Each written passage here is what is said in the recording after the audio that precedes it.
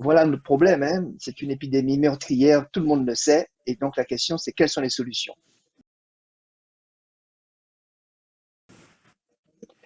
Alors, vous le savez, c'est une pandémie, c'est-à-dire ce n'est pas une malédiction qui est tombée sur la Guadeloupe et la Martinique. Au jour d'aujourd'hui, il y a près de 250 millions de personnes qui sont atteintes. Ces chiffres datent de 2 jours. Au 25-10, il y avait à peu près 5 millions de personnes décédées. Et comme il faut multiplier par 3 ou 4, on va dire en termes de mortalité induite, c'est une pandémie qui a fait à peu près 15 millions de morts au jour d'aujourd'hui. Ça, c'est pour vous montrer les territoires en fait où il y a la mortalité très forte. Vous voyez les États-Unis, la Russie, l'Inde, le Brésil, le Mexique.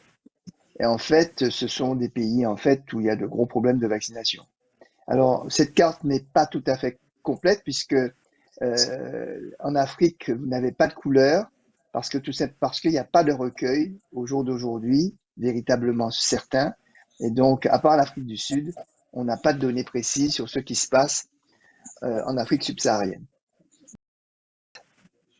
Alors, voyez-vous, il s'agit en fait donc d'une épidémie, d'une maladie qui est nouvelle puisqu'elle a commencé le 12 décembre 2019 donc en Chine. Et puis, en début janvier, la Chine communique à l'OMS l'émergence de nouveaux coronavirus.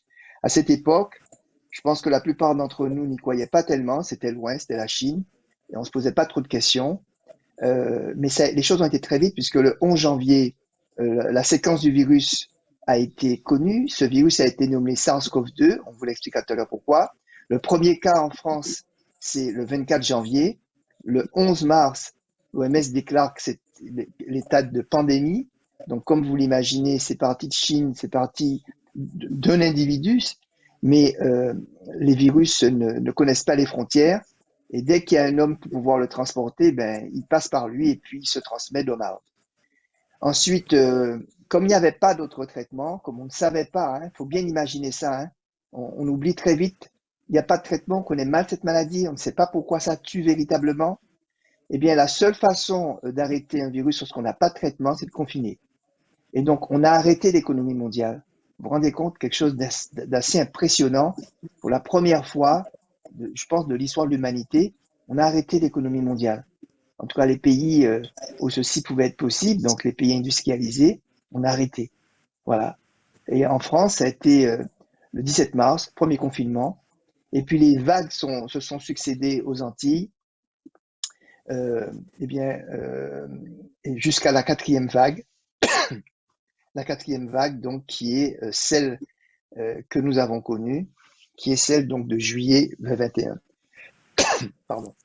Et donc, en fait,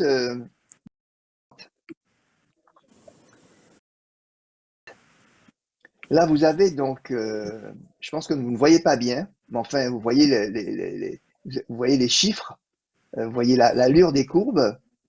Ben, les courbes vous montrent deuxième, troisième vague, et vous voyez donc ça c'est la quatrième vague à Martinique. Bon, sans commenter plus que ça, en fait cette image pour vous montrer par exemple qu'en réanimation, ben, en réanimation c'est d'habitude une vingtaine de personnes, là ils sont montés à près de 200 personnes en réanimation. D'habitude, il y a 2 décès de façon générale. Là, par exemple, la crise est passée, on a 2 décès par jour, mais le pic, c'était près de 30 décès par jour. D'accord? Et le nombre de personnes hospitalisées était considérable, puisque là, vous avez un pic à près de 800 personnes. Pour la Guadeloupe, diapo suivante, là, c'est pareil, c'est le même type d'allure de courbe. Et ces 2 diapos sont là simplement pour vous montrer, vous faire imaginer, que le nombre de personnes qui ont, j'allais dire, envahi l'hôpital, en tout cas, qui sont rentrées dans les hôpitaux, et le poids que ça a fait peser sur les médecins, sur les médecins les médecins, les infirmières, enfin tout le personnel soignant qui a dû affronter ce tsunami, parce que c'est pas une vague, c'est un raz-de-marée, c'est-à-dire un raz-de-marée qui a mis le système de soins à genoux. Parce que lorsque l'hôpital se remplit de patients Covid, ça veut dire qu'on ne peut pas prendre d'autres patients en charge. Donc, lorsque l'hôpital est submergé, eh bien, l'hôpital, les réanimateurs sont obligés de faire des choix. Et je peux vous assurer que pour un réanimateur, de faire un choix de quel patient qui va bénéficier de la réanimation, c'est quelque chose de catastrophique. Donc, les soignants ont été violemment confrontés à cette quatrième vague.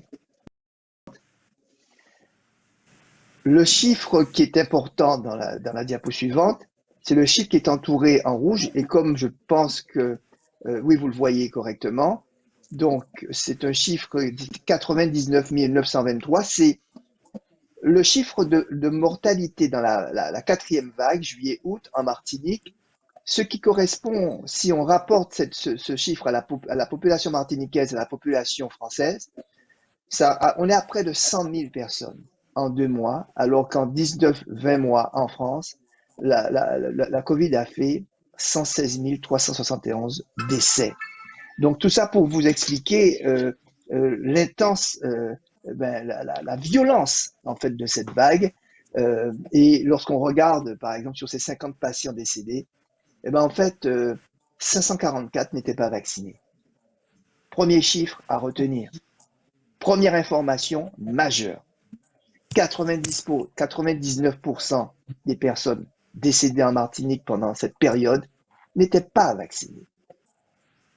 Voilà. Le chiffre, il est celui-là. En Guadeloupe, il y a un peu moins de décès, 70 000, enfin, relatif, puisque c'est 396 décès. Là, vous avez 70 000 personnes en équivalent population française. C'est tout simplement ahurissant. La Guadeloupe et la Martinique ont été l'épicentre en fait de la crise Covid dans les territoires français. Si on compare rapidement, c'est très très vite, hein. Le rouge, c'est le variant Delta. Vous voyez qu'en Guadeloupe, c'est essentiellement du variant Delta. En Martinique, c'est de l'alpha et du Delta, un peu comme à La Réunion. La Guadeloupe ressemble à la Corse. Je dirais très très vite, c'est pour vous montrer que, en fait, par rapport à La Réunion ou à la Corse, où il y a eu aussi une quatrième vague, il n'y a pas de comparaison pour le nombre d'hospitalisés. Il n'y a pas de comparaison entre la Guadeloupe et la Martinique et la Réunion et la Corse. La grande différence entre les deux régions, c'est que en Réunion, il y a plus de 50% de personnes qui ont un schéma vaccinal complet, en Corse aussi, et ce n'est pas le cas chez nous. C'est pareil pour les décès. Vous voyez, peu de décès. La quatrième vague va faire peu de décès en Corse et à La Réunion. Ça me semble des chiffres sans appel. Alors, ceci est le début de ce qui va vous être communiqué dans les mois qui viennent, semaines et mois qui viennent. Ces chiffres sont tirés des remontées des remontées des vaccinations, des tests, des décès, des hospitalisations, qui remontent en fait à une base nationale. Une base nationale, la France, c'est le pays où la base est la plus complète. Et donc, vous vous rappelez, il y a eu une publication sur 22 millions de Français où, en fait, on sépare la population en personnes vaccinées, personnes non vaccinées, à un temps T, et on suit le devenir de ces personnes par rapport à la maladie, par rapport à l'hospitalisation ou par rapport au décès. Nous avons pu, avec le groupe l'organisme qui travaille là-dessus, extraire les données concernant la Guadeloupe et la Martinique et suivre en fait 30 000 personnes, donc vaccinées entre février et avril et qui ont été suivies jusqu'en juillet 2021, c'est-à-dire juste avant la crise. On n'est pas encore dans la catastrophe. Et là, donc, comme on n'est pas dans la catastrophe, il n'y a pas beaucoup d'hospitalisations, il y a une trentaine d'hospitalisations. Mais vous voyez qu'il y a 26 sur les 30, il y a 26 hospitalisations dans le groupe non vacciné. et 3 hospitalisations dans le groupe des vaccinés. On verra ce qui va se passer pour le mois de juillet et le mois d'août, puisqu'on aura bientôt les chiffres. Et on saura combien de décès la vaccination aurait pu éviter. On ne le saura pas sur les chiffres de la Chine, d'Israël, de l'Islande. Non, on le saura à partir de notre propre expérience. Mais déjà là, vous voyez un peu l'impact de la vaccination ou la non-vaccination en Martinique et en Guadeloupe pendant ces 6 derniers mois. C'est juste pour vous dire que dans la Caraïbe, eh ben la Caraïbe aussi, certains pays sont en proie à cette 4e vague, d'autres beaucoup moins. Alors évidemment, Haïti, c'est que tout simplement, il n'y a pas de données hein, en Haïti. Mais vous voyez la Dominique, Saint-Vincent, Barbade, etc. Ils sont également, ils ont été frappés aussi par cette 4e vague. Donc voilà un peu sur les données épidémiologiques ce que l'on peut dire au jour d'aujourd'hui, en sachant que ces données vont être complétées parce que nous avons dans le groupe Covid Urgence Outre-mer une cellule épidémiologique des spécialistes, médecins spécialistes de la Guadeloupe et de la Martinique qui s'occupent de cela et qui sont en contact avec donc les organismes nationaux qui traitent l'ensemble des données.